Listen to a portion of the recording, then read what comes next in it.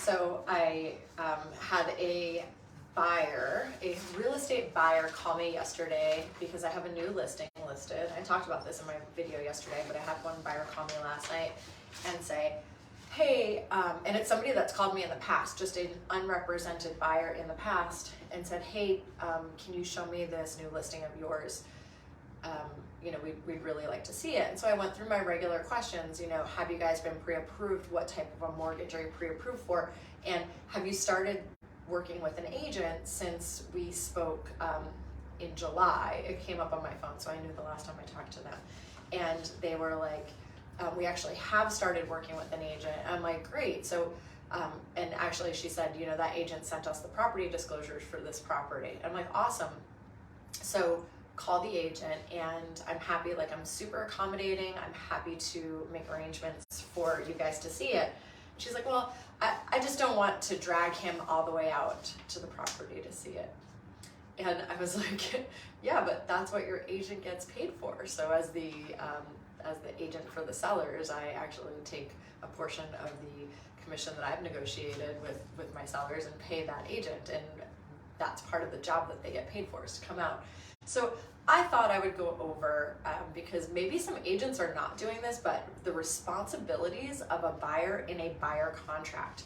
Now, I love the main forms. Main forms, I think, are superior to any other state that I've seen.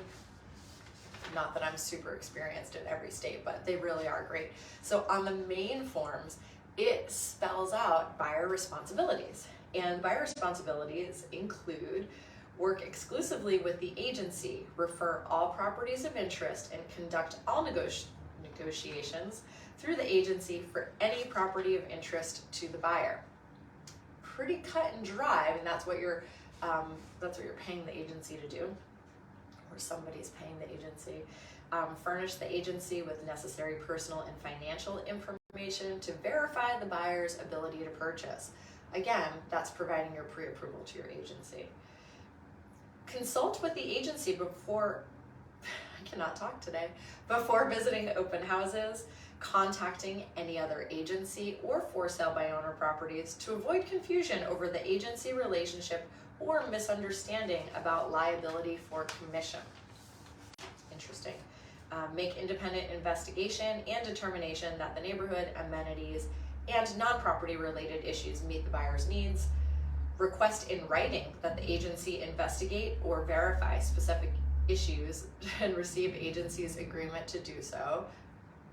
And then retain sole and exclusive responsibility to evaluate the qualifications and make the final selection of any property related professionals, meaning that a buyer is going to have the final say on builders, inspectors, et cetera, et cetera.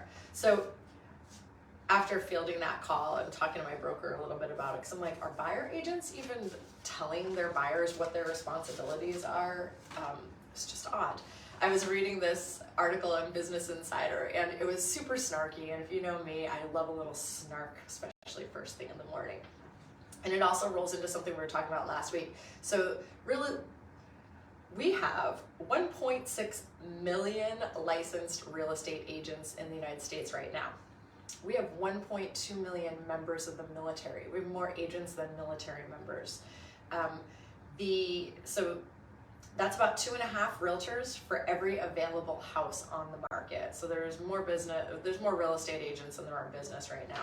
And that number actually has doubled since I got licensed in 2010.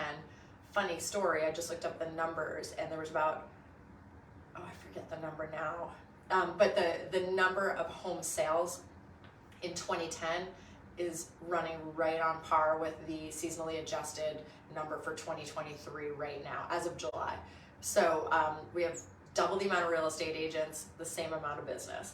And so the Business Insider article was about, is the bar very low to become a real estate agent? And I hate to say it, but it kind of is.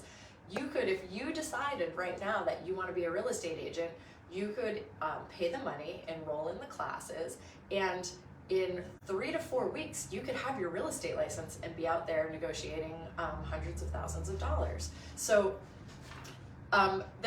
so it goes through, the low bar and et cetera, and, it's a lot. It's very snarky, and I won't get into all of it because that's not the kind of program we operate here.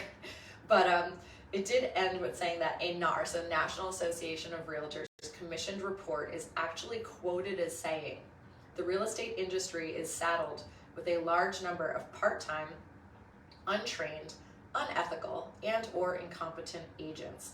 This knowledge gap threatens the credibility of the industry. And we're seeing it more and more.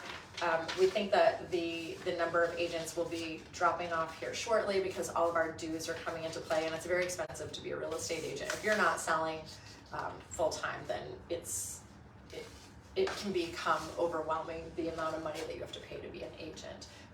But that was it. Just, if you're working with a buyer agent, look at your contract and call your agent to show the property to you. That's really the premise of my whole little video here.